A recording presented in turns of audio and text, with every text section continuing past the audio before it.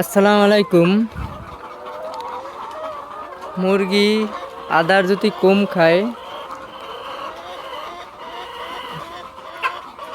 হ্যাঁ, পশম যদি পড়ে যায়, আপনারা কি ব্যবহার করবেন? পশম যদি পাল্টায় মুরগির বয়স হয়ে গেলে পশম একটু পাল্টায়, পশম থাকে না, আপনারা এইটা ব্যবহার করতে পারেন। জিঙ্ক বেট, এইটা খুবই একটা ভালো ওষুধ। 1 ml করে ব্যবহার করবেন, পানিতে মিক্স করে ভালো করে 1 ml করে। মুরগির আদারও ভালো খাবে, আপনার মুরগির চেহারাও ভালো থাকবে। আপনারা এটা ব্যবহার করতে পারেন।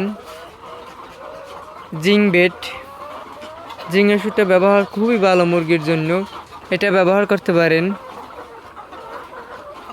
মুরগি আদারও টানবে ভালো।